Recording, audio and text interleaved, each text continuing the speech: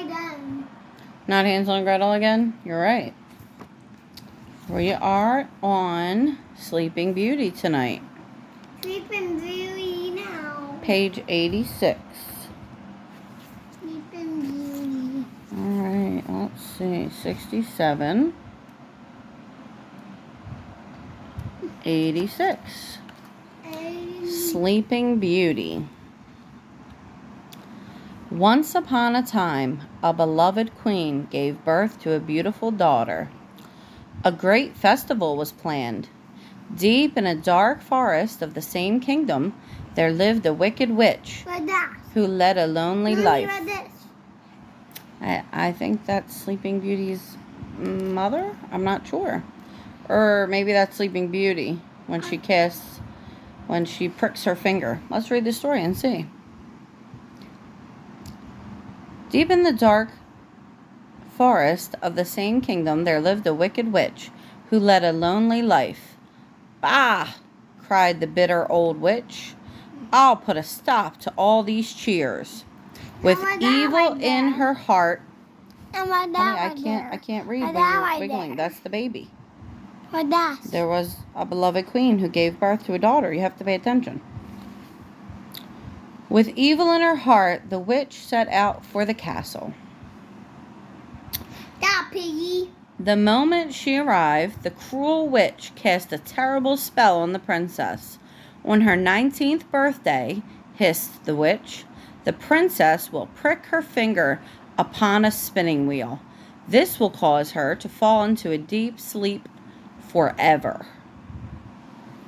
Forever. Exactly 19 years later, the princess prepared for her birthday party by sewing a dress for herself. True to the witch's word, however, the princess pricked her finger.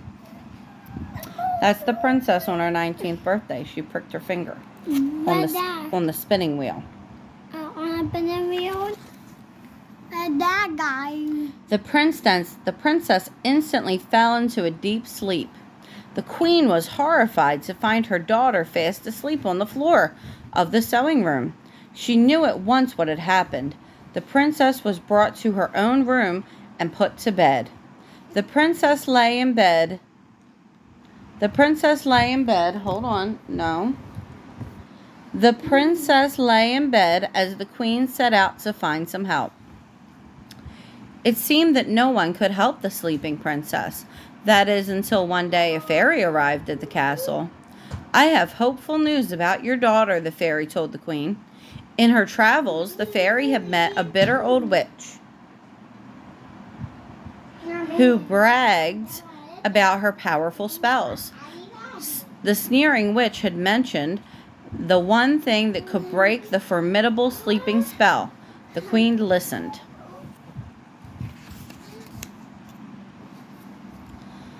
True love, the fairy told the queen. If a man of pure heart falls in love with the princess, she will awaken from her sleep. What man would fall in love with a sleeping girl? Asked the queen, sighing. All hope is surely lost.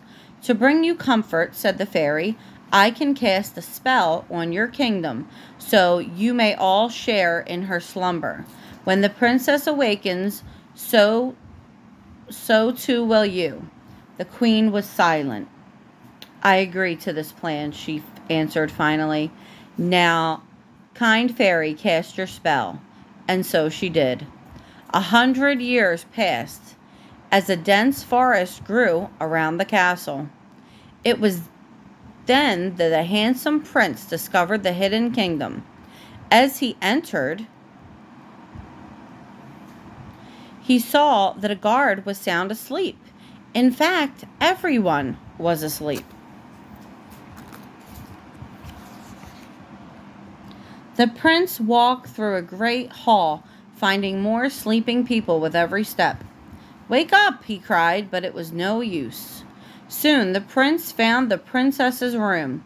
The prince gazed at her face. She was so peaceful and so lovely. Overcome with emotion, the prince stepped to the girl's bedside, lifted her hand softly, and gently kissed it. You get this?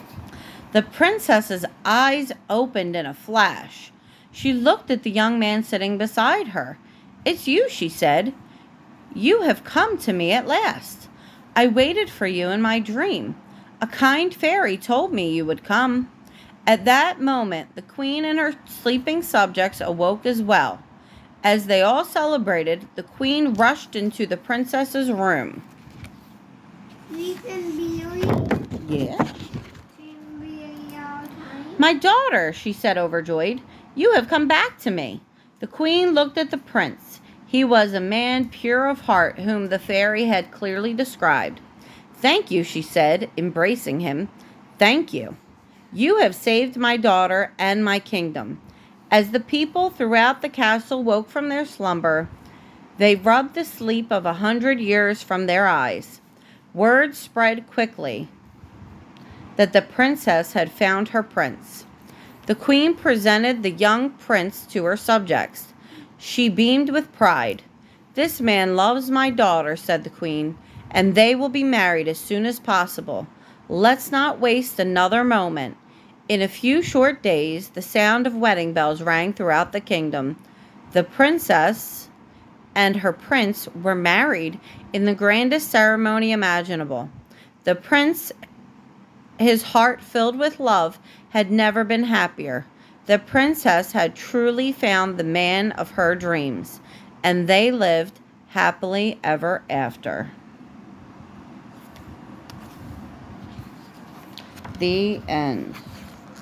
And the next story is 3 Golden Flowers, even though we never seem to remember what the next story is. That one. That's the next story that we'll read tomorrow. You see, Sleeping Beauty and the Prince, they got married and they lived happily ever after, but you're busy playing with stickers. Say goodnight.